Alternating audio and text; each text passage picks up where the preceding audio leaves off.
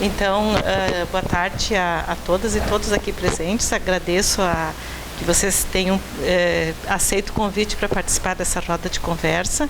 Aqui estamos eu, professora Carla Rodrigueiro, e a minha colega, a professora Andréia Fachel Leal. Eu gostaria de dizer 2 ou 3 palavras a respeito da importância de nós estarmos aqui nesse momento fazendo essa discussão. Como eu falei antes, eu sou professor do departamento do programa de pós-graduação em História, e por meio do meu envolvimento na Associação Brasileira de História Oral, eu comecei a ter os meus primeiros contatos com essa reflexão, com essa discussão, com a problemática da avaliação ética das pesquisas com seres humanos e toda a discussão em torno da criação da Resolução 510 de 2016.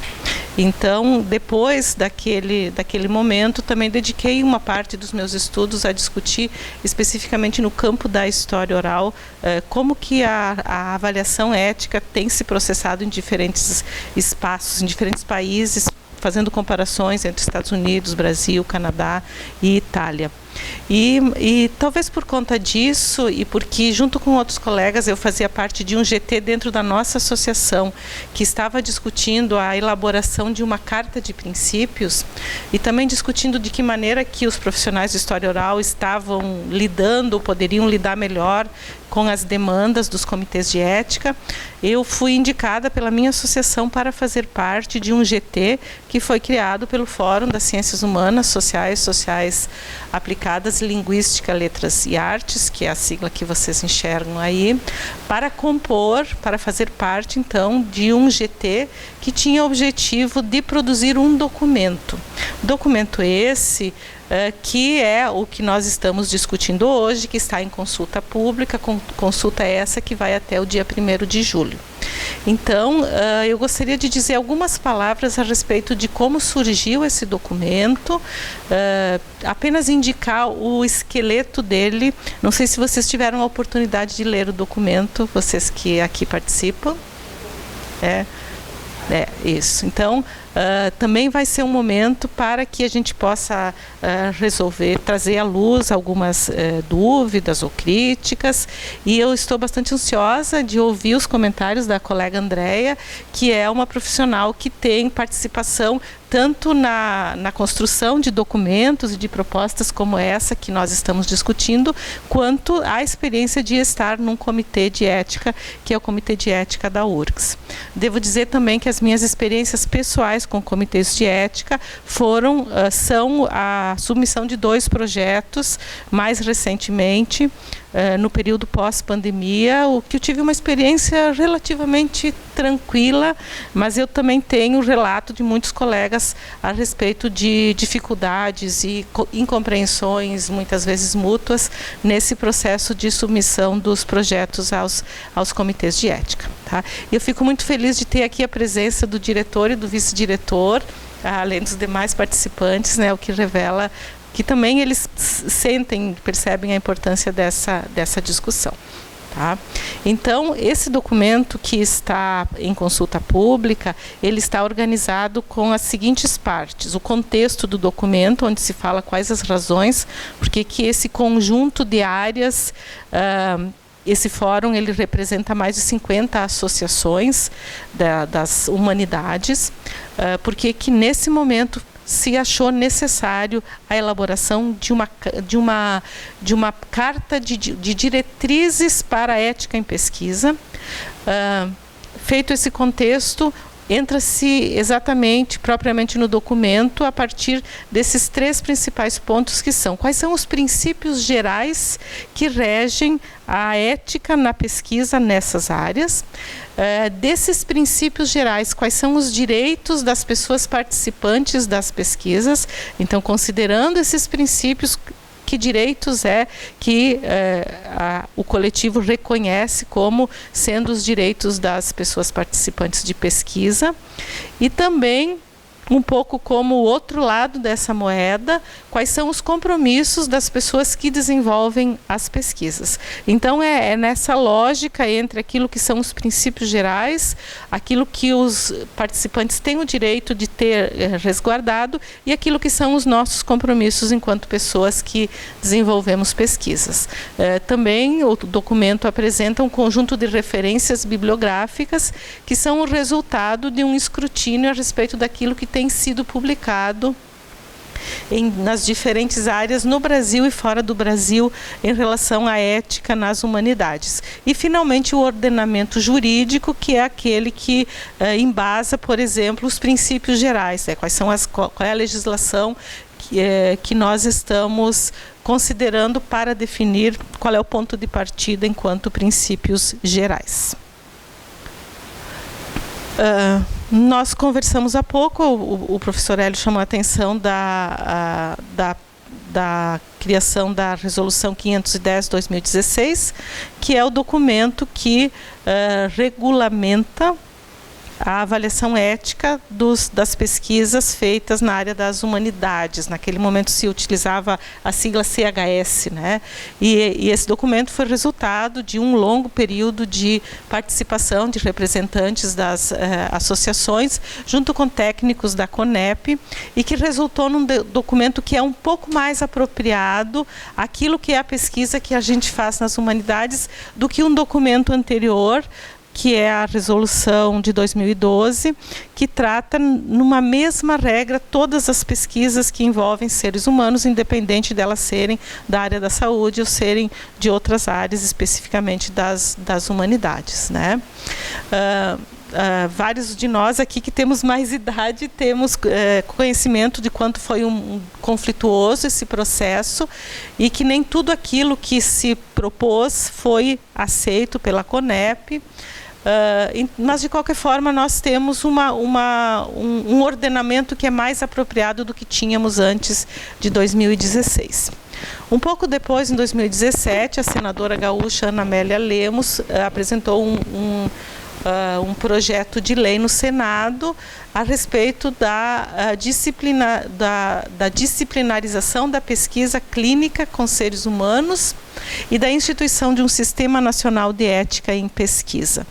Então, nós passamos a ter a tramitação de um projeto, a respeito do qual a gente pode comentar posteriormente, um projeto que inicialmente falava em pesquisa clínica e que agora, na versão que está pronta para votação no plenário da Câmara, agora já está na Câmara, já consta como pesquisa com seres humanos e não mais clínica, e que apresenta, entre muitas modificações, um espaço privilegiado para os patrocinadores, que era alguma coisa que não aparecia nas resoluções anteriores.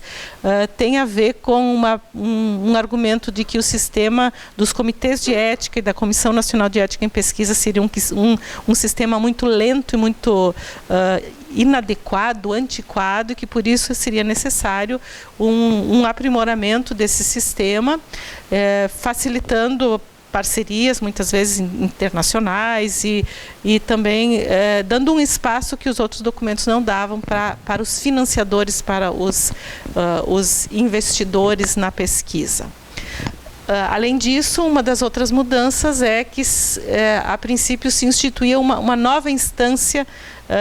Os comitês de ética, eles passariam a se dirigir a uma instância superior que não era mais a Comissão Nacional de Ética em Pesquisa que hoje existe e que faz parte do Conselho Nacional de Saúde, e o Conselho Nacional de Saúde é um órgão que tem participação da sociedade. Então, uma das questões também que se fala em relação à crítica a esse projeto é que onde haveria uma participação, algum nível de controle social deixaria de existir a partir do momento em que a CONEP fosse substituída por uma outra instância superior. E depois o projeto foi tramitando, recebeu uma série de emendas, uma delas que coloca a CONEP de novo como sendo a responsável em nível nacional, porém desvinculando essa, que seria uma nova CONEP, do Conselho Nacional de Saúde e, portanto, dessa dimensão do controle social.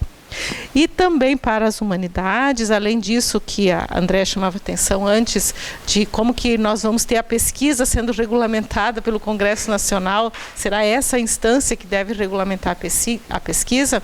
Além disso, essa questão dos interesses da indústria farmacêutica e o fato de que se trata de um projeto de lei que está pensado para a pesquisa clínica, mas que vai literalmente dizer que aquilo que está nessa lei se refere, deve ser contemplado nas pesquisas de qualquer área do conhecimento que trabalhe com seres humanos deve seguir as mesmas regras, o que nos faz voltar a uma situação anterior a 510 e muito preocupante, tendo em vista outros protagonistas que participam dessa discussão e dessa implementação da ética na pesquisa. E, então, é nesse contexto desse PL que o Fórum das Ciências Humanas, Sociais, Aplicadas, Linguística e Artes volta a se articular em torno do tema da ética. Esse fórum tinha sido criado lá atrás, em 2013, antes da discussão da 510, e agora ele volta como um coletivo que tem mais de 50 associações profissionais envolvidas e que tem como uma das suas tarefas fazer a discussão de um documento que diga o que para nós, desse conjunto de diferentes áreas, são as diretrizes consensuadas para o trabalho ético, o trabalho íntegro na pesquisa, na produção científica.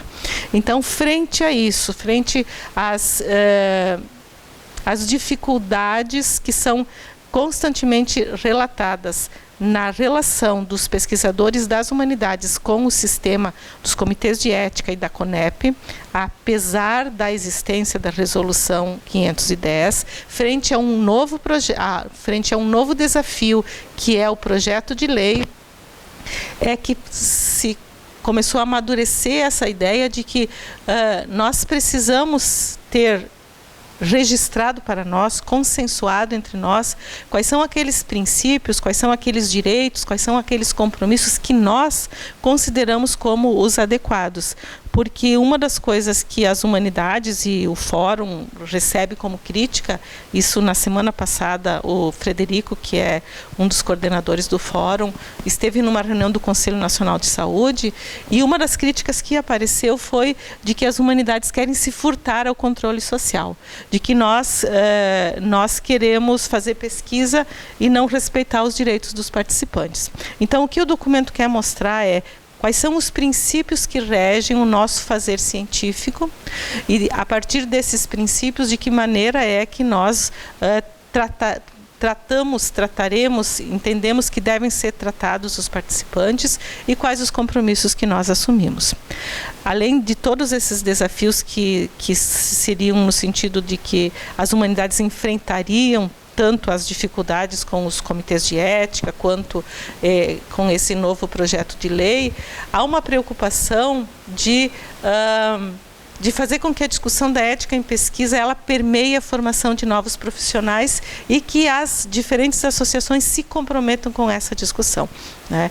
Então, nós temos lá 50 e tantas associações, mas isso não necessariamente significa que a discussão sobre ética ela perpasse o trabalho das associações ou ela perpasse mesmo o nosso trabalho enquanto orientadoras e orientadores na pós-graduação ou na orientação. Então, fomentar um espaço de discussão sobre ética em pesquisa e conseguir chegar a um documento que condense aquilo que esse conjunto de áreas define como diretrizes éticas para a pesquisa, seria o passo inicial para os passos seguintes que não estão devidamente demarcados, né? Então, há quem diga que, bom, podemos ter um projeto de lei dizendo quais são, registrando em projeto de lei, em lei aquilo que nós consensuamos.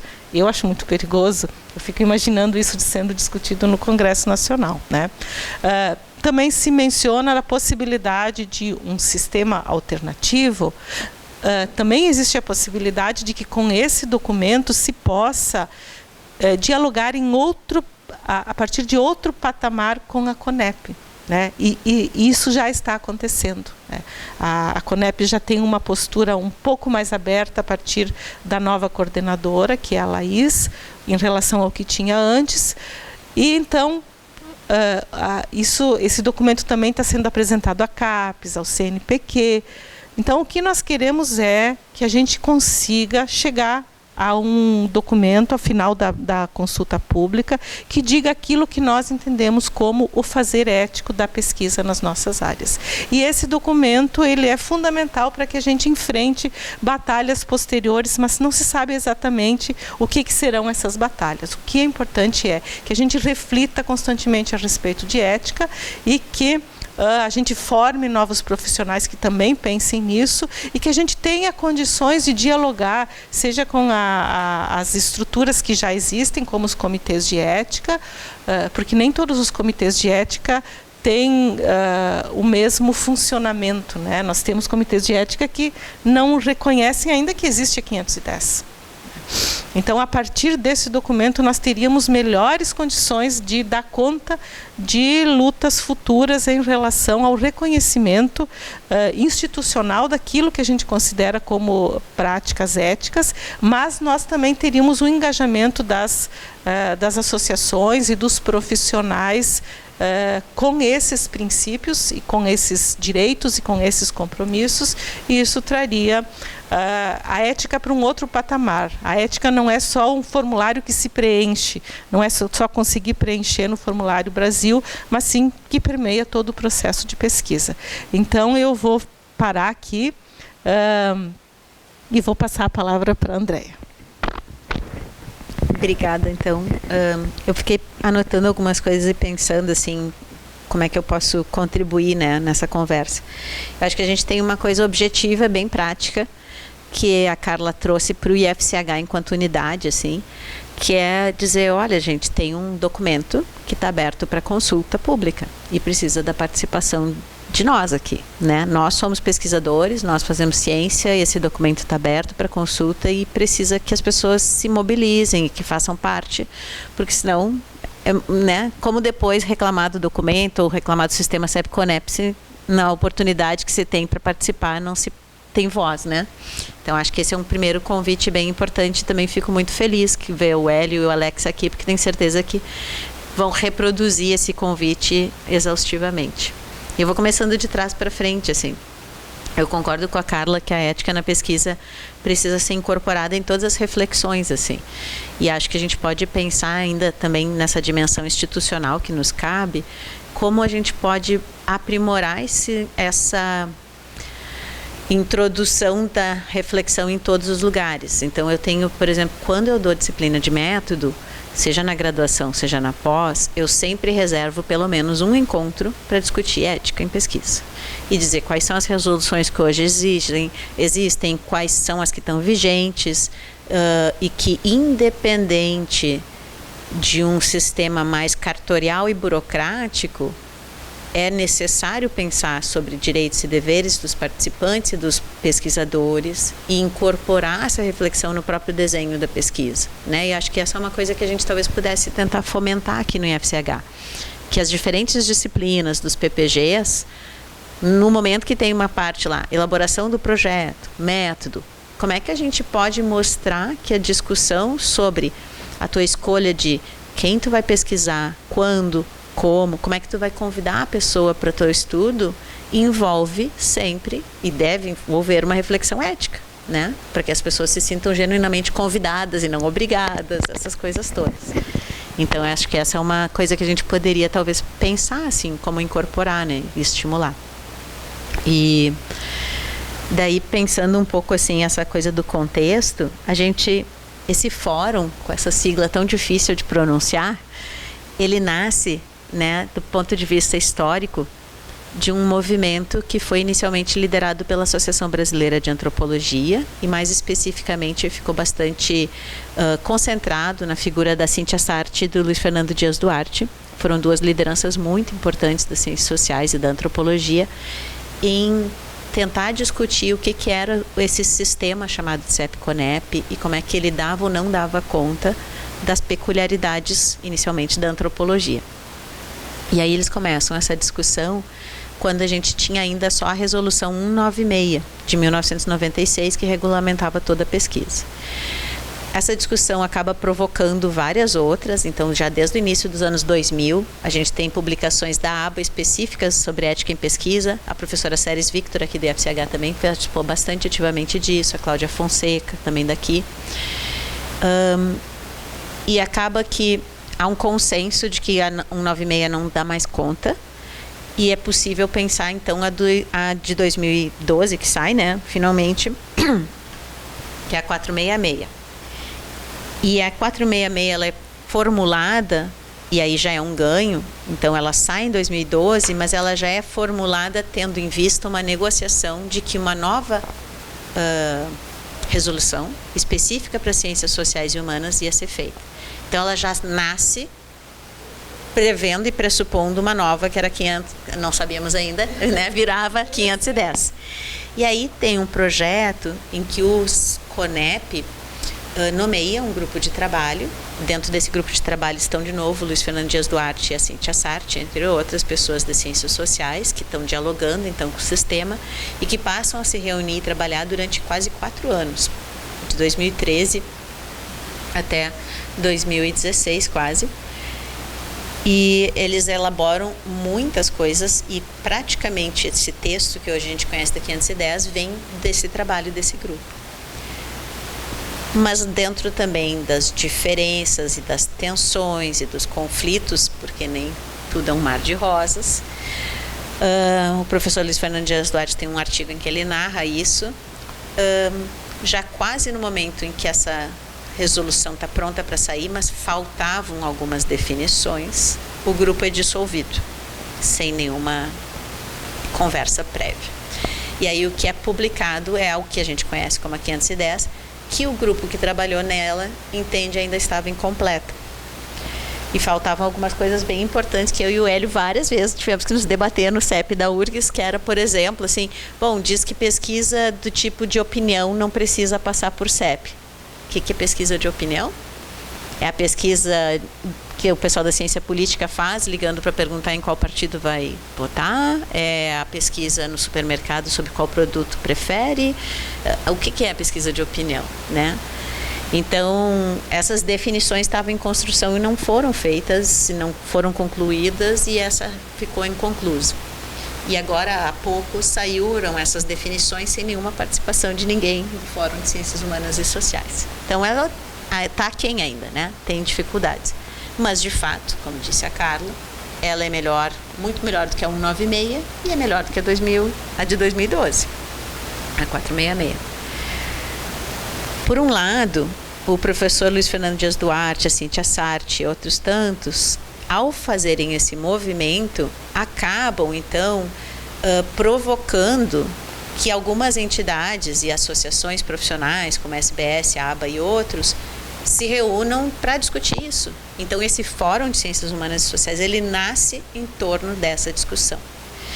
E ele é muito permeado por ela por algum tempo, depois ele passa a ter outros focos e a questão ética fica menor, e o próprio fórum também acaba tendo menos encontros regulares.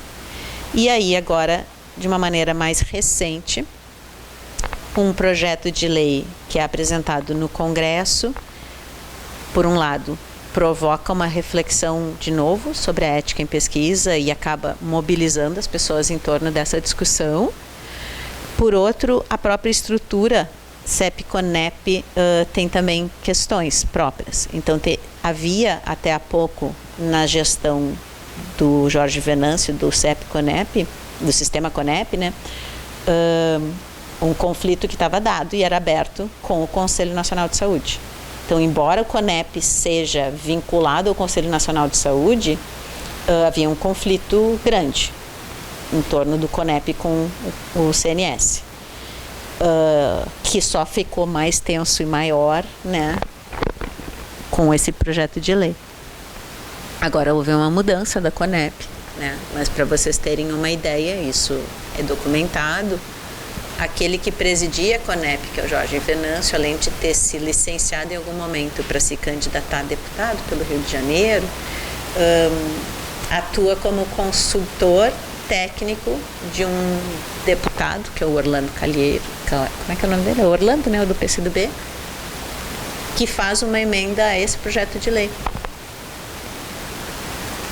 sobre a supressão de um artigo. Então tem um conflito dado aqui e muito pessoalizado, né? Então é difícil essa discussão, né? O projeto de lei, não à toa, foi apresentado por uma representante que se identifica como sendo bastante conservadora, né? Ana Amélia Lemos. Mas antes da Ana Amélia, acho que ele já tinha tido uma primeira versão. Ela só pega o projeto depois. E ele é um projeto evidentemente favorável à indústria farmacêutica. Caso alguém não saiba, a Big Pharma hoje é a maior indústria do planeta. Ela supera em termos de recursos que ela mobiliza e movimenta a indústria do petróleo, do ouro, diamantes, de tudo mais. A Big Pharma é a maior produção, maior recursos, maior. Então, tem muito capital financeiro, político, simbólico, de todas as ordens. E tem muita força para fazer lobby, né? E se traduz isso, por exemplo, na apresentação desse projeto de lei, que tem passado bastante despercebido, né? Acho que na minha visão e da Carla, da comunidade científica. E eu acho que a pergunta que fica, né, para um pouco concluir esse momento aqui, desse contexto, assim, de discussão do contexto, eu acho que a pergunta de fundo que fica para nós todos é: a ciência deve ser regulamentada? Se sim, por quem? Né? Se não, por que não? A mim parece que ela deve ser regulamentada, né? Acho que a gente aprendeu isso com as tragédias da Segunda Guerra Mundial e com várias outras, em que experimentos científicos absolutamente absurdos e trágicos foram feitos com seres humanos. Mas quem deve regulamentar a ciência? Os próprios cientistas, né? Outros para além da ciência, os participantes em potencial das pesquisas dos cientistas, os financiadores das pesquisas dos cientistas. Então essa pergunta é uma pergunta importante, porque dependendo de como a gente responde ela, faz mais ou menos sentido que haja uma legislação federal regulamentando a ciência, né? Porque quero acreditar que nós aqui estamos de acordo que é necessário, sim, algum tipo de regulamentação da ciência. E que talvez não seja suficiente que os cientistas regulamentem a si próprios, né? Talvez a gente precise ter a comunidade quilombola, os indígenas, ou motoristas de caminhão, etc., que participam das nossas pesquisas, terem como falar sobre elas e o que está sendo feito com eles. Seja pesquisa de humanas, seja de pesquisa de clínica. Né? Quer dizer, estão construindo uma vacina nova. Vou experimentar no meu corpo. Eu não tenho nada a dizer sobre isso. Então, acho que é uma coisa para pensar. Mas a instância para fazer essa regulamentação, que vai dar conta dos pares cientistas e dos potenciais participantes, e eventualmente até do quem financia e patrocina a ciência, é o Congresso ou é outra instância? E se é outra instância, que instância seria essa? Né? Porque hoje... Então, assim, esse projeto de lei, da forma que está apresentado, ele evidentemente é uma tradução dos interesses da indústria farmacêutica. Para vocês entenderem, a gente tem um sistema muito robusto de ética em pesquisa, sofre várias críticas, as ciências sociais e humanas principalmente fazem críticas, mas assim, ele é um sistema do qual a gente tem que se orgulhar. Ele é um sistema que funciona, é antigo, tem há muitos anos. O Brasil é um dos poucos países que não assinou as últimas declarações de Helsinki, e isso é bem importante, porque justamente a gente não assinou a declaração de Helsinki, que é uma declaração internacional sobre ética em pesquisa, porque tirava a ideia de que era obrigatório tu dar os benefícios da pesquisa para quem dela tinha participado. Então isso já é uma discussão antiga no Brasil e consolidada. O Brasil é um país onde a Big Pharma reclama que não pode vir fazer pesquisa, que não é fácil fazer pesquisa aqui, porque a gente não permite barriga de aluguel, porque a gente não permite a venda de sangue, porque a gente não permite a venda de órgãos, porque a gente não permite que as pessoas venham aqui, testem remédios e não deixem todos os benefícios da pesquisa aqui, porque a gente nunca permitiu que, se fosse fazer uma pesquisa sobre analgésico, o grupo controle, que é o grupo que recebe o placebo, recebesse uma pastilha de açúcar ou farinha. Tinha que receber, então, o Tilenol, que a gente sabe que funciona, ou tinha que receber a Novalgina, que a gente sabe que funciona, não podia ficar testando contra a farinha, né? Isso a gente já tem consolidado há mais de 30 anos no Brasil. Porque a gente tem esse sistema, com as suas falhas, com as suas lacunas, mas porque a gente tem esse sistema. E hoje, esse projeto de lei pretende fazer exatamente isso, tirar todas essas coisas. Então, mesmo que ele fosse focado só em pesquisa clínica, ele já seria mega problemático. E nós todos, como cientistas e potenciais participantes de pesquisa, deveríamos estar com os cabelos em pé, reclamando sobre esse projeto de lei. Mas ele acabou mobilizando o Fórum de Ciências Humanas quando botou lá que era pesquisa com seres humanos e tirou o adjetivo clínica. Opa, então é um projeto de lei que vai nos dizer respeito, vai regulamentar a forma com que eu faço pesquisa. Vai. Mas, gente, enquanto era só uma pesquisa clínica, também nos dizia respeito e também nos importava. Então, acho que a gente precisa se apropriar disso. Acho que esse é o contexto. Ok. Pergunto se, antes de nós entrarmos no conteúdo mesmo do documento, alguém gostaria de fazer alguma fala ou alguma questão? Ou se tocamos adiante? Então, eu trago aqui alguns princípios gerais. Como nem todos conseguiram ler o documento, penso que não custe a gente gastar uns 10 minutinhos discorrendo sobre essas partes. Então, vou me dar ao luxo de fazer a leitura.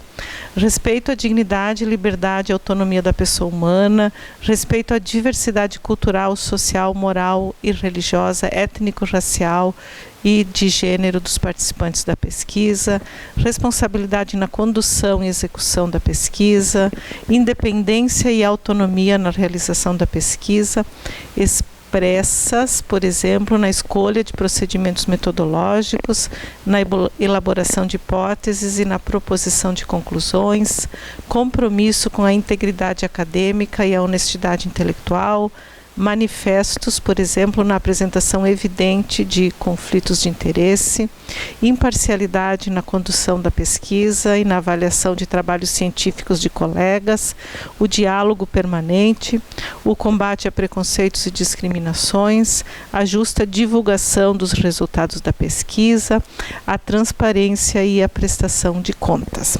Então, esses princípios que lá no documento eles vêm depois da explicitação de qual é o ordenamento jurídico que estaria, a partir do qual eles derivam.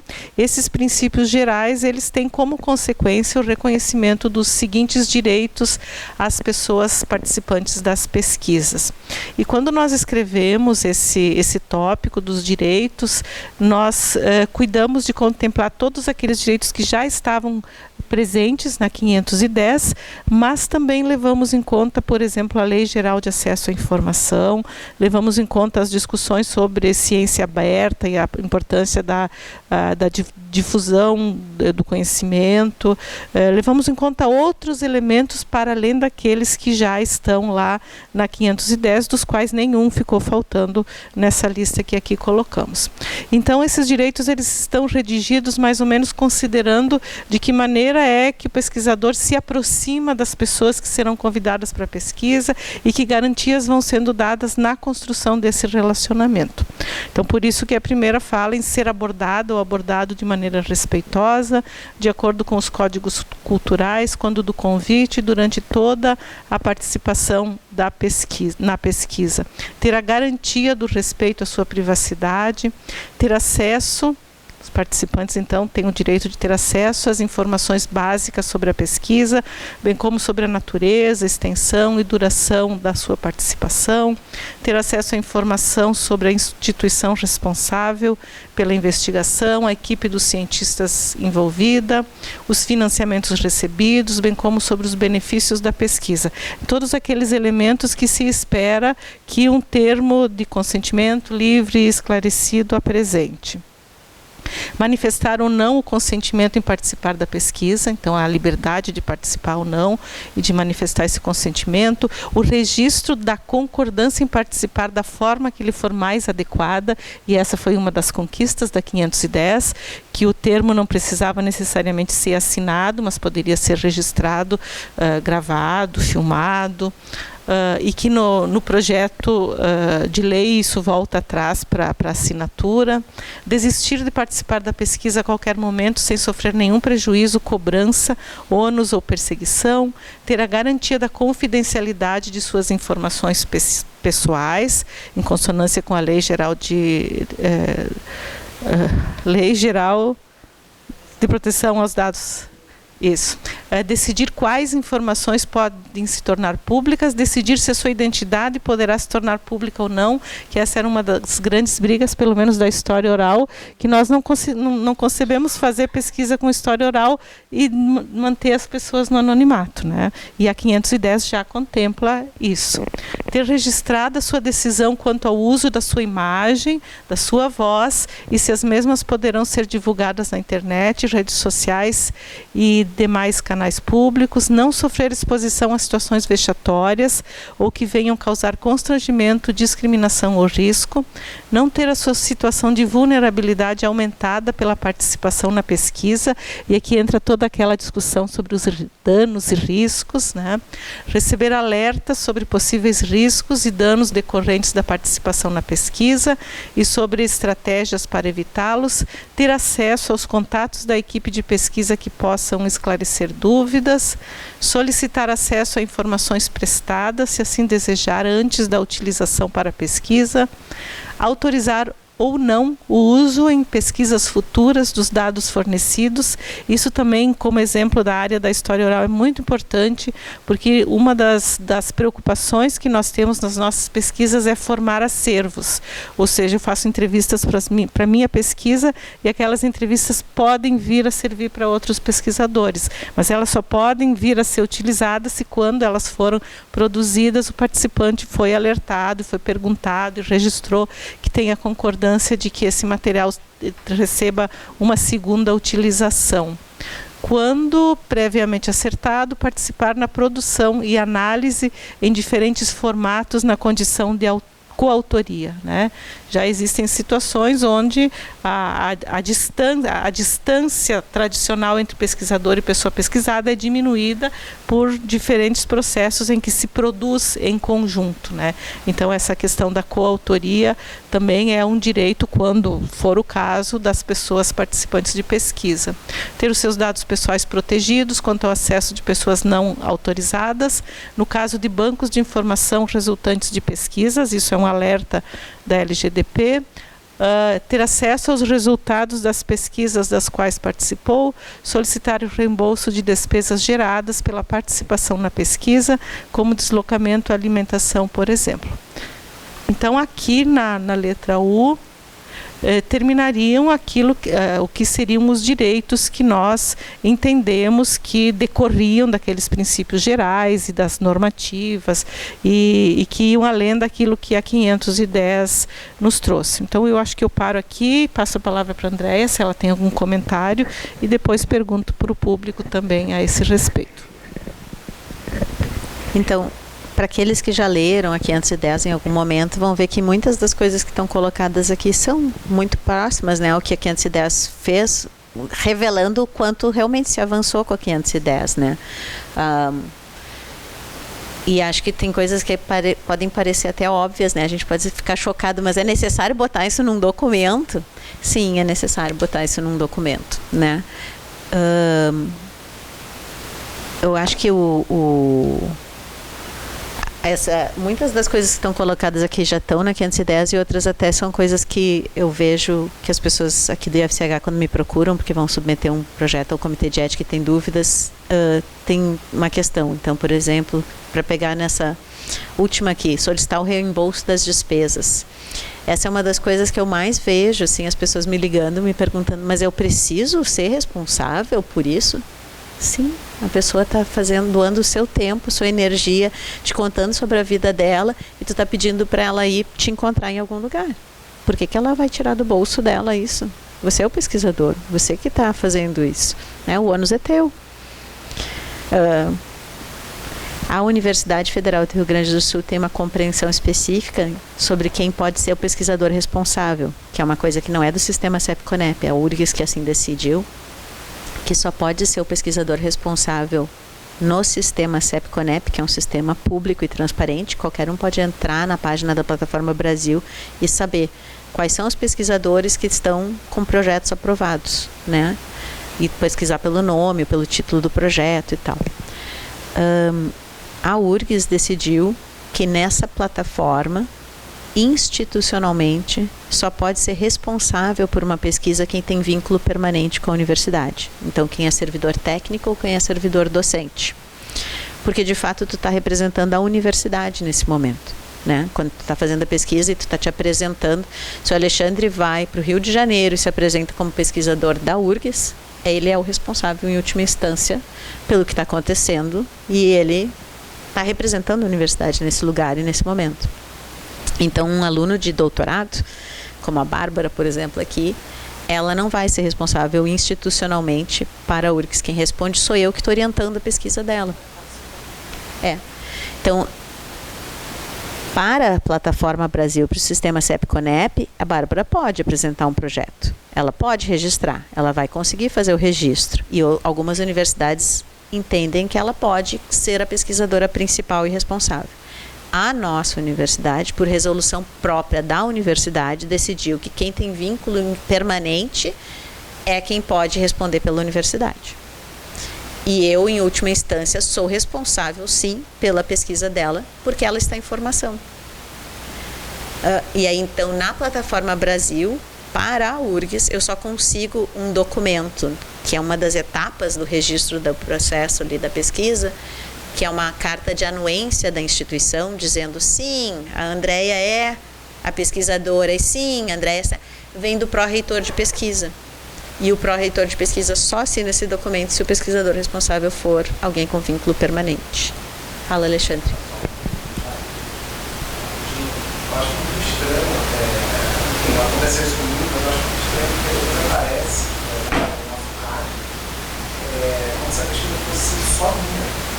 Não aparece o nome do aluno, da aluna, da graduação, por exemplo. E aí eu não sei se tem a ver, não sabia disso que você falou, isso para mim é uma novidade, porque eu achei estranho aparecer somente o meu nome e não o nome da aluna, no caso, né? Sim, sim. Como a URGS entende que o responsável em última instância é você que está orientando essa aluna, você tem um passo adicional que muitas universidades não têm. Então, nós aqui na universidade temos uma coisa chamada comissões de pesquisa. Cada unidade tem uma Compesc. Outras universidades não têm isso. Então, em tese, a Compesc do IFCH é formada por teus pares, pesquisadores, que têm a responsabilidade de olhar, num primeiro momento, essa pesquisa e, inclusive, como são teus pares da mesma área, dar opinião sobre não só o método, mas sobre a teoria, sobre a amostra, sobre o que eles quiserem. A Compesc, em tese, pode fazer várias sugestões para o projeto. Então, na URGS, para que tu possa fazer o registro do projeto na Plataforma Brasil, que é externa à URGS, necessariamente tu primeiro precisa registrar no sistema URGS de pesquisa. Quando tu faz esse registro, tu vai dizer que tu é o pesquisador responsável, mas que se trata de uma tese de doutorado do fulano ou da Beltrana. E tu vai registrar eles como parte da tua equipe. E quando tu fizer isso, vai constar dentro do sistema URGS quem são as pessoas que participam desse projeto. Pode ser colegas de trabalho, pode ser alunos de doutorado, de mestrado ou até de iniciação científica. Então, toda a equipe tu vai listar. Aí a Compesc vai fazer uma análise do teu projeto e vai dar um parecer favorável ou não. Se tiver o parecer favorável da Compesc, tu vais fazer o registro desse projeto na Plataforma Brasil. Na Plataforma Brasil ele não vai importar nada, porque não há um diálogo entre a universidade e a plataforma, ela não tem como pegar coisas. E aí tu vais registrar novamente lá quem é a equipe, e daí tu vais novamente registrar. E aí no teu RAD e em qualquer outro lugar da universidade vai estar constando o nome das pessoas que tu registrou dentro da URGS e na Plataforma Brasil de quem tu registrou também. Assim funciona o trâmite. Tá? Não sei, acho que a gente podia abrir para perguntas e questões, né? Comentários.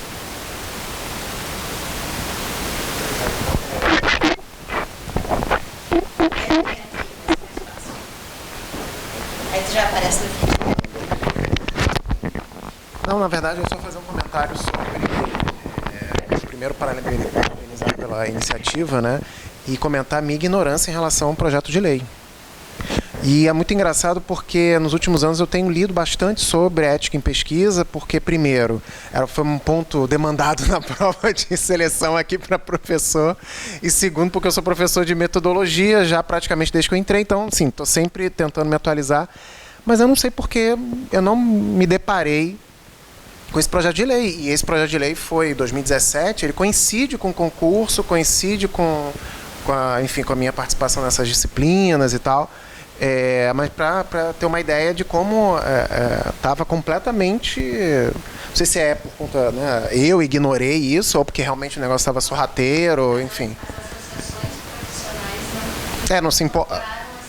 Só nesse momento. Não, era isso, assim, de compartilhar essa ignorância em relação à existência desse projeto de lei, né? E realmente, da forma como vocês apresentaram, de como ele está desenhado, ele é um risco seríssimo para o nosso campo de trabalho científico, né? Eu acho que ele representa dois riscos diferentes e eu acho que a gente não pode ignorar esses dois riscos. Num primeiro momento, quando ele versa sobre a pesquisa em geral, ele coloca a questão que eu acho que é fundamental para nós todos aqui, que é quem regula a ciência, quem deve regular a ciência e como ela deve ser regulada, que eu acho que é uma pergunta pertinente para todos nós aqui, né? Ponto. E aí, claro, ela, como é um projeto de lei que incide sobre toda e qualquer pesquisa científica, e nos interessa de forma absolutamente imediata e direta, como pesquisadores e cientistas que somos. Essa é uma questão. Mas a segunda dimensão é, quando ele deixou de ter tanta repercussão nas associações científicas das áreas de humanas, SBS, ABA e outras, foi quando se conquistou que ele ia ficar limitado à pesquisa clínica, porque ia ter o adjetivo clínico do lado da palavra pesquisa. Mas eu entendo, e aí é uma conversa minha, assim, que eu quero provocar vocês, mas e por que isso não continua nos interessando? Né? Quer dizer, assim, nós não discutimos epistemologia aqui, a gente não discute como é que a indústria farmacêutica produz conhecimento, tem repercussões, tem efeitos sobre as nossas vidas, né? Quer dizer, assim, como que nós, enquanto cientistas sociais, não vamos estar também preocupados com as relações de poder, com as relações políticas, com o lobby, quando a gente olha para Congresso e como é que os projetos de lei são... Por que isso não nos interessa também? Eu acho que nos interessa em muito. Mas ainda uma terceira camada, né, que é como pessoas que são cidadãos, não só potencialmente participantes de uma pesquisa clínica, mas como todos beneficiários em potencial dos resultados dessas pesquisas clínicas. Então, nos interessa saber como é que essa pesquisa foi produzida. Quer dizer, assim, nós todos nos beneficiamos de pesquisas que foram feitas de forma muito intensa, com muito dinheiro, para vacinar da Covid, e muitos de nós aqui nos candidatamos a estudos. Eu fui uma que me candidatei a mais de um estudo da vacina.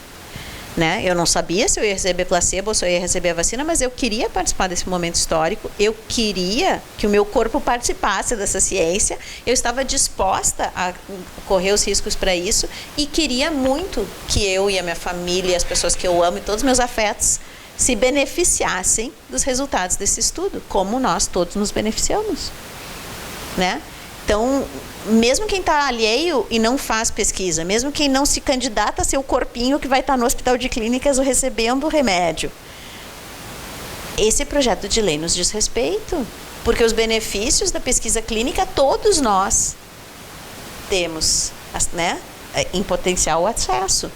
Mesmo que tu me diga assim, não, eu só faço chá de ervas e nunca vou tomar nenhum remédio, bom, Sabe, tu só sabe a tua temperatura corporal porque alguém um dia fez um estudo sobre isso, né?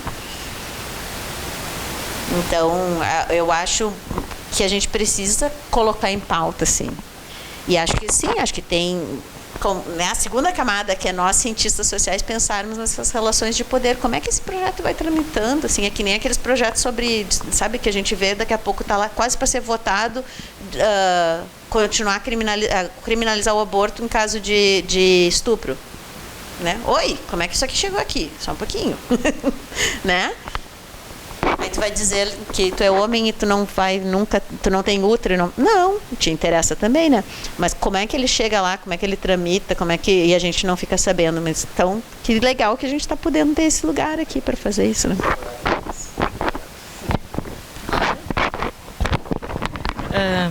Bom, e eu acho que também pode ser o momento de falar a respeito da dificuldade das associações e de nossos pares em fazer essa discussão, ainda quando ela diga respeito a alguma coisa mais interna, seja a discussão na própria associação a qual nós pertencemos, seja a elaboração de um documento como esse. Tá? Eu tive experiências de conversar com colegas em que não se consegue avançar em relação àquilo que era aquele degrau de que nós não nos sentimos representados no sistema CEP-CONEP. Então, a própria possibilidade de elaborar um documento em que nos represente é entravada por uma dificuldade de participação, de tomar esse tema como um tema que merece a nossa atenção.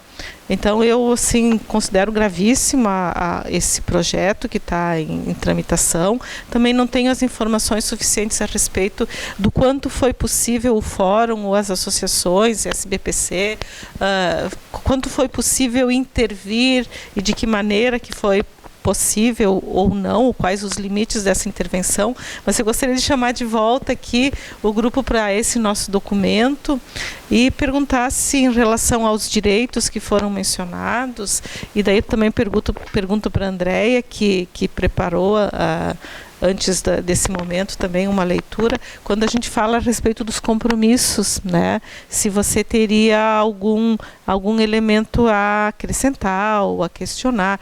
Eu vou, assim, nós temos quatro slides aqui falando dos compromissos, creio que dá para falar rapidamente. Assim, a primeira ideia foi de que os compromissos, eles espelham os direitos dos participantes. Então, aquilo que a gente colocou como direito num campo, a gente colocaria como compromisso no outro. Mas aí nós nos demos conta que poderia ser mais do que isso. Então, o espelhamento dos direitos aparece só no primeiro item. Respeitar os direitos das pessoas participantes de pesquisa significa que tudo aquilo que nós consensuamos que são direitos dos participantes, nós, como pesquisadores, temos a obrigação, o compromisso de respeitar. E aí outros elementos que foram aparecendo e daí vão um pouquinho além daquilo que vão bastante além daquilo que aparece na 510, na qual a questão dos compromissos, dos deveres, ela está mais centrada na quais são as atribuições dos coordenadores da pesquisa e de que maneira que eles se reportam ao sistema CEP-CONEP, à Plataforma Brasil e assim por diante. Então, os outros compromissos seriam zelar pela proteção de dados pessoais de terceiros, quando da construção e utilização de bancos de dados, isso não tinha entrado lá nos direitos, porque estamos falando de terceiros, explicitar no projeto de pesquisa e nos contatos com participantes as estratégias usadas para garantir a segurança dos dados da investigação e das pessoas envolvidas, ou seja, quando nós montamos bancos de dados, nós temos que nos preocupar a respeito da segurança desses bancos de dados, fornecer acesso a dados primários quando solicitados por comitês científicos ou bancas de avaliação e afins, coibir e combater o plágio, o autoplágio, a falsificação, a manipulação e a fabricação de dados, o que é resultado da apropriação de diversas cartas de princípios éticos e de várias associações. quando não houver exigência de sigilo da identidade, nomear os indivíduos ou coletivos que tenham participado ativamente na elaboração de produtos de publicação científica e, em casos específicos, reconhecer a participação em coautoria. Isso já tinha um pouquinho lá, mas aqui tem a questão também não só do indivíduo, mas também dos coletivos como sujeitos participantes de pesquisa. Impedir conflitos de interesse em diferentes situações de pesquisa e no cotidiano científico, como na indicação de pareceristas, revisores e avaliadores de trabalhos. Nesse e em outros pontos, a gente pretendeu ir além da relação do pesquisador com os participantes, mas também levar em conta a relação do pesquisador com os seus pares. Evitar e combater a apresentação inverídica ou distorcida de dados em plataformas como Lattes, Orcid, Google Acadêmico, entre outras. Respeitar os critérios de autoria e coautoria em trabalhos científicos, incluindo apenas quem efetivamente contribuiu com tais textos. Não associar autoria e coautoria à oferta de recursos financeiros ou outras vantagens, como a de infraestrutura. Não contribuir com periódicos e editoras que seguiam por interesses mercantis em detrimento de critérios acadêmicos e que atuam de forma predatória. Garantir a formação e orientação adequadas à equipe de trabalho para a realização das atividades de pesquisa. Então, não pensar nos participantes, nos pares, mas também na equipe de pesquisa, nos nossos estudantes. Zelar pela segurança de toda a equipe nas atividades de pesquisa de campo e em situações de risco, cobrar das instituições a que as pesquisas estão vinculadas condições apropriadas de trabalho para investigação, prestar contas aos sujeitos de pesquisa dos recursos obtidos e das atividades desenvolvidas no projeto, observar as normas, especificidades e protocolos éticos de cada área ou subárea de conhecimento, esforçar-se para garantir a imparcialidade na avaliação de projetos, artigos ou trabalhos de terceiros. Então, aqui foi o que a gente entendeu como compromissos que complementam aquele compromisso primordial, que é o de respeitar os direitos das pessoas participantes de pesquisa.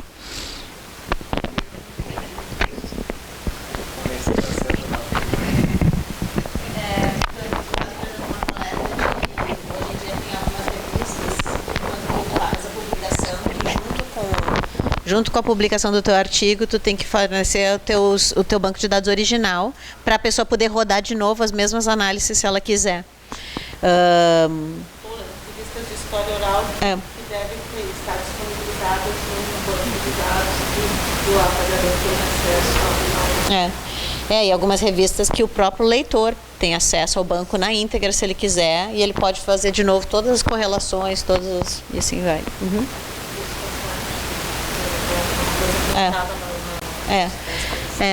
Mas essa é uma coisa assim de pensar, né? O Hélio falou assim isso um pouco.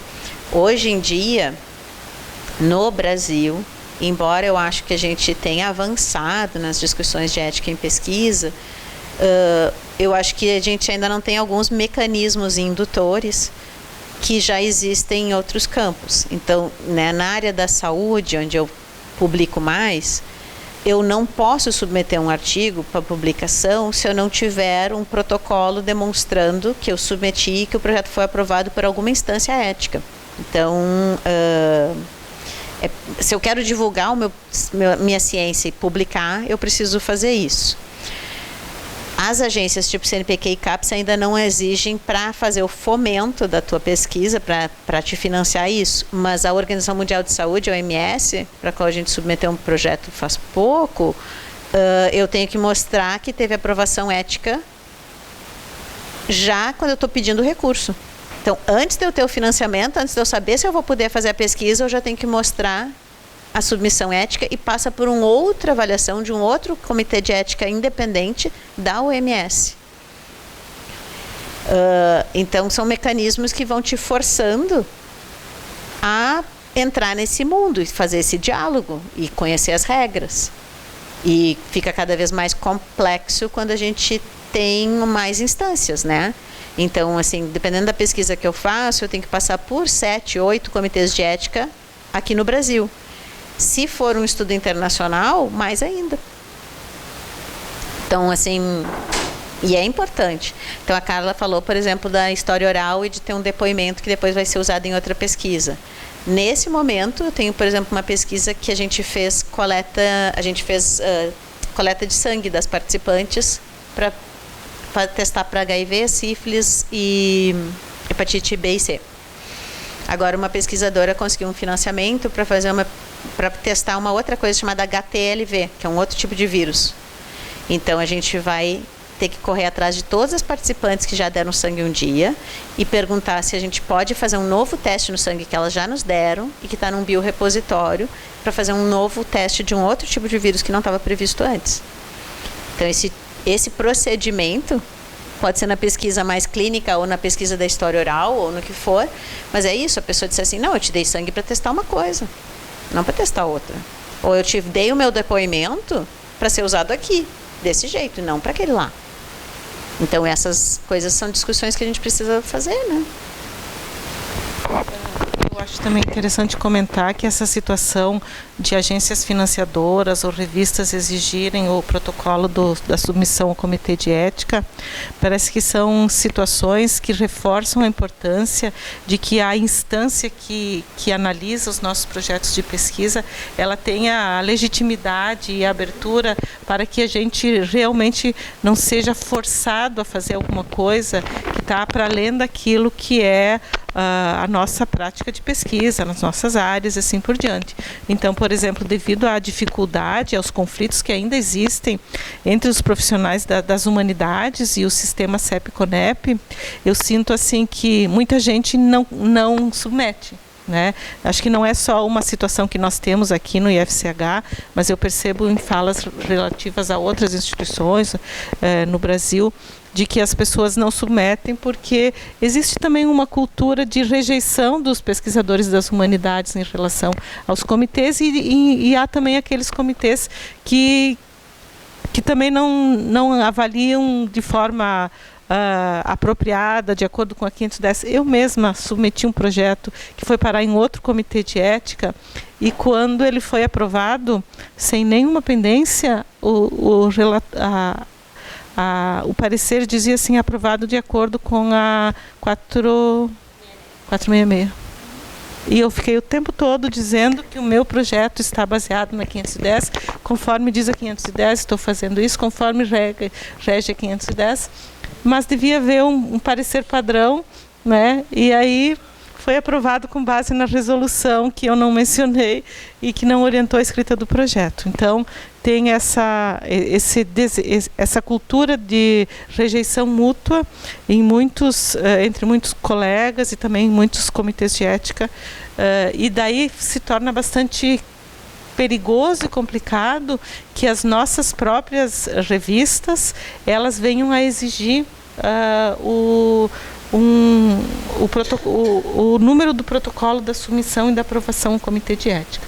Então, eu acho que é também por isso e que é importante, que é necessário que esse esforço de uma adequação do sistema às nossas necessidades tenha continuidade, e esse esforço de adequação ele não pode prescindir de uma sistematização daquilo que nós, nesse conjunto de áreas, entendemos como sendo nossos direitos, os direitos das pessoas que participam da pesquisa, os compromissos dos pesquisadores.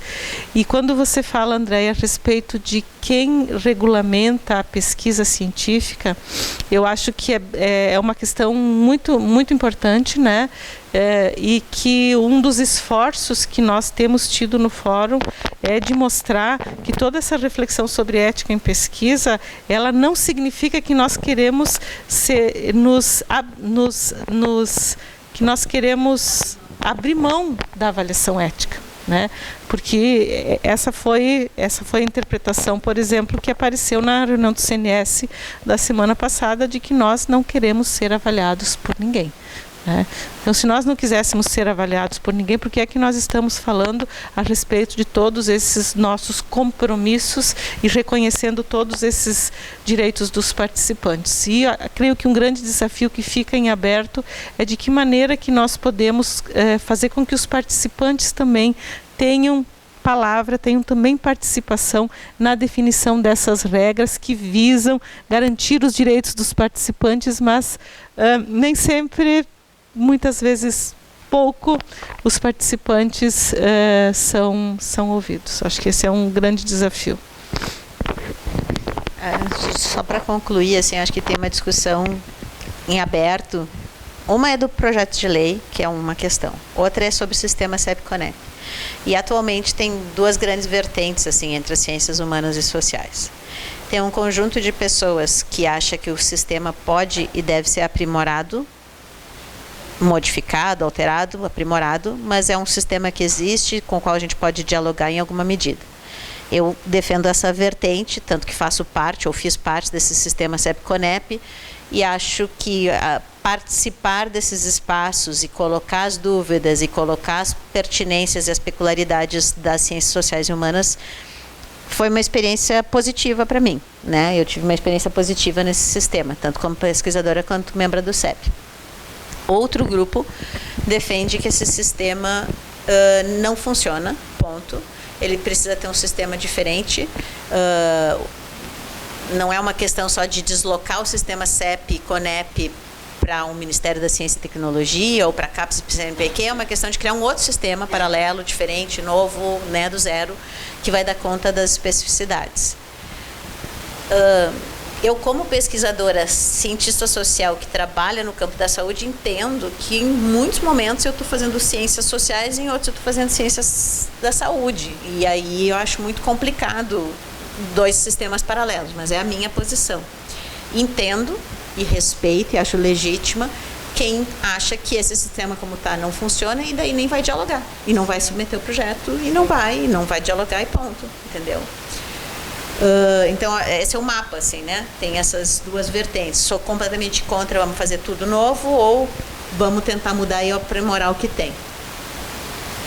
Dentro da linha do aprimorar o que tem, acho importante sinalizar não só que o professor de metodologia está aqui, vai, né, tá incorporando isso nessas aulas para as pessoas estarem, mas assim, pensar que esse sistema, ele é feito por nós.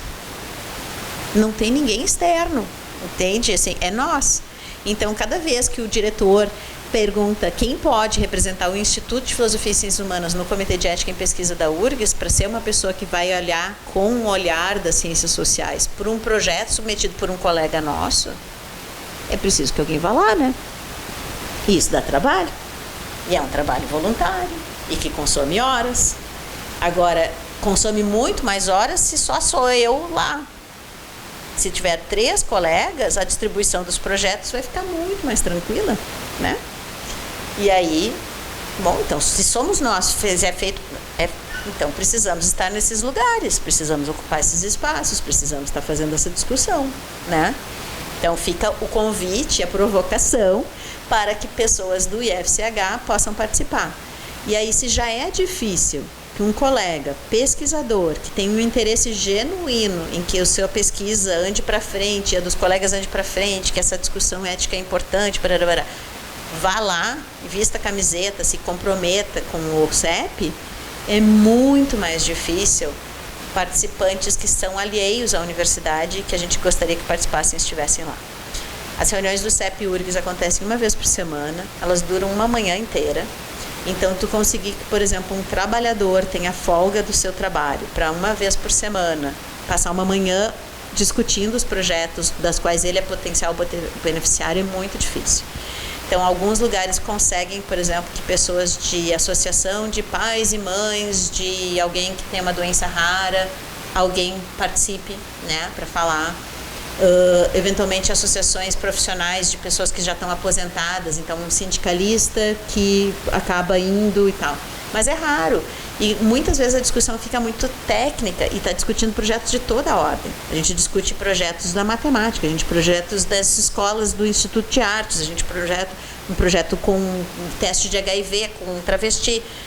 É muito difícil para alguém que não está nesse mundo ficar uma manhã ouvindo e participando. Não é fácil. Então, como melhorar esse sistema, eu não tenho a resposta. Né? Eu sou da vertente que acha que o sistema não precisa ser destruído, não precisa jogar a criança junto com a água do banho. Mas como é que a gente vai melhorar, né, esse sistema? Não sei, acho que participando mais dele e pensando em outras estratégias. Acho que isso é importante dizer, assim, é a minha posição pessoal.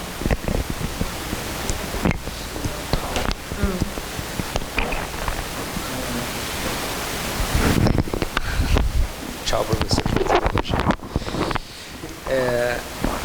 Eu tenho uma pergunta bem instrumental, assim, que é... Bom, já está avançado no horário, acho que vocês tinham marcado até umas 6h30, né? Mas é no sentido de... Na linha essa do que a Andréa coloca, que são duas coisas, né? Que estão andando o projeto de lei e a discussão que ela antecede o projeto de lei. Nesse momento, vocês têm informação de qual é a velocidade que está esse projeto de lei? E a outra pergunta, eu acho que talvez a Carla possa saber, qual tem sido a capacidade do fórum de dialogar com com as instâncias que estão... Se é que nesse momento o projeto de lei está mais vivaz ou não, eu não sei. Porque... à luz de tudo que vocês falaram e um pouco das vivências já também, assim, essas induções, vamos dizer assim, de baixo para cima, ou às vezes até de cima para baixo, mas bem intencionadas, elas demoram, elas são permeadas por várias tensões, enfim. Eu fico pensando que, por exemplo, sendo editor de uma revista A1, por exemplo, que não exige, né, o carimbo lá, né, mas também sabendo que essa é uma discussão que no Cielo, que acaba por ser ele é uma institucionalidade fraca e ao mesmo tempo muito forte, porque ele não é de nenhum governo, não é de ninguém, mas se tornou uma plataforma já internacional e que acaba induzindo políticas de publicação. Você quer entrar no Cielo, não precisa, mas não é obrigado, mas todo mundo quer, por algum motivo, porque, bom, sabemos quais são. E ele acaba dando parâmetros, né? E essa é uma discussão que tem, aos poucos, avançando, aos pouquinhos, sabe? É que nem o nível do mar, ele está subindo. Então, assim, ciência aberta, a disponibilidade dos bancos de dados, vai chegar um momento que vai acontecer. Vai dizer, olha, a revista que não tiver também um repositório, pode até usar o nosso de bancos de dados, mas não colocar isso na sua política, está fora. Assim como outras coisas já aconteceram. Só para dizer que eu acho que no caso dessas exigências, ou vamos dizer assim, dessa indução mais forte, eu acho que tem a ver com as instâncias de fomento. Acho que ali é que a coisa realmente geraria um impacto assim, olha, agora algum jeito a gente vai ter que dar, sentem e conversem entre vocês, tipo assim, as ciências humanas vão ter que ver se vai manter o sistema, se não vai adaptar e tal. Mas enquanto isso não acontece, a gente vai negociando, né? Inclusive nesse sentido assim de convencer da importância, é uma das instâncias dessa negociação, né? Mas a minha dúvida como voltando à questão inicial, é mais instrumental nesse sentido. Vocês têm informação de como é que está a vivacidade dessa tramitação e, de outro lado, as instâncias que estão preocupadas e estão mais articuladas, né, fazendo essa conversa, como é que são os acessos, como é que tem sido as portas né, abertas ou fechadas com quem daqui a pouco, digamos que entra um cara na presidência da Câmara e resolve pautar um troço desse, a gente pode estar com as calças na mão, né? Vou responder rapidinho, depois a Carla pode também falar alguma coisa, tem que sair 6h30 mesmo. O PL tu pode acompanhar pelo site do Congresso, tá? Mas a gente não acompanha os bastidores pelo site do Congresso. A ABA, enquanto associação de profissionais de antropologia, tem uma pessoa que é paga pela ABA um salário para estar dentro do Congresso acompanhando os projetos de lei. É uma decisão que a ABA tomou há alguns anos. A SBS não tem isso e eu não sei se a Associação de Ciência Política tem. Então a gente tem uma pessoa que ajuda e faz a mediação e tenta acompanhar. E aí essa é a pessoa que tem nos informado, assim, quando a gente está tentando ver, assim, bom, está na mesa desse, está naquela. Já passou por comissões, já passou pela CCJ, inclusive, se eu não me engano, e está para ser votado pelo plenário, está na boca do Congresso, na Câmara de Deputados, né? Depois disso iria para o Senado, mas assim, já é absolutamente estarrecedor o quanto avançou já. E nesse avanço, tu pode acompanhar daí sim, está no site, a inclusão e a retirada de artigo. E aí a palavra clínico entra e sai. Né? Então, assim, a ABA fez uma nota técnica, quando eu ainda estava no CEP-ABA, que foi, pelo menos tira o artigo tal, porque era o artigo que falava da pesquisa clínica, pesquisa em geral. Isso, então a gente começou assim, bom, não vamos conseguir tirar todo o projeto, não vamos conseguir mudar tudo isso, então pelo menos tira a parte que fala que é toda pesquisa com seres humanos, ponto.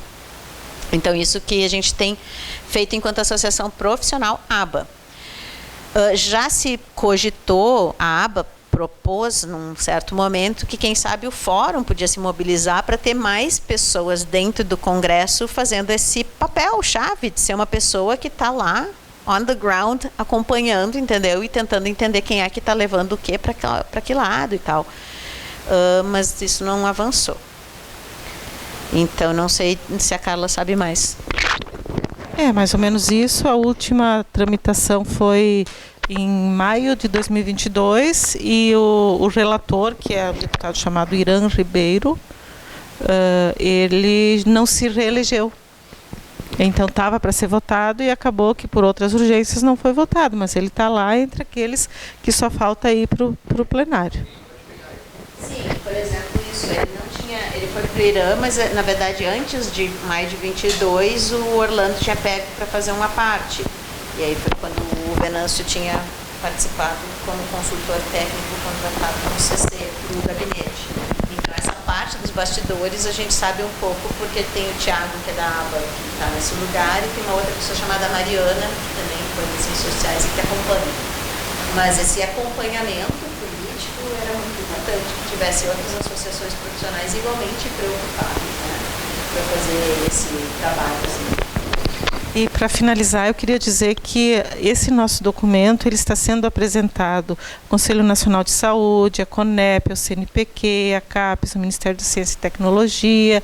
Então, eu creio que a nossa relação das humanidades com a CONEP, ela muda substancialmente a partir do momento em que a gente tem esse documento, né? Que esse documento tenha passado a consulta pública e tenha se consolidado. Inclusive, um dos objetivos da nossa fala aqui é que vocês adentrem lá no link, mandei no grupo do WhatsApp, depois talvez eu mande novamente para o e-mail do Instituto, porque a consulta pública é para acrescentar, sugerir supressões ou ênfases ou acréscimos nesse documento. E quanto mais contribuições, nós já tivemos, creio que umas 300 até o momento, quanto mais contribuições, mais robusto o documento pode ficar e nos favorece na construção desse sistema que não está... O documento não diz queremos ficar ou queremos sair, o documento diz nós precisamos pensar sobre isso, precisamos registrar e a partir desse registro é que nós vamos dar continuidade aos enfrentamentos e composições com aquilo que já existe. Certo? Muito obrigada, agradeço a Andréia pela sua participação.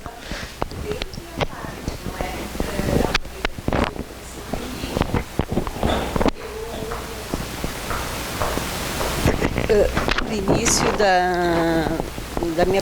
da pesquisa, a primeira parte documental e de mapeamento, eu queria saber quem eram os indivíduos que no caso são os estudantes indígenas da URGS.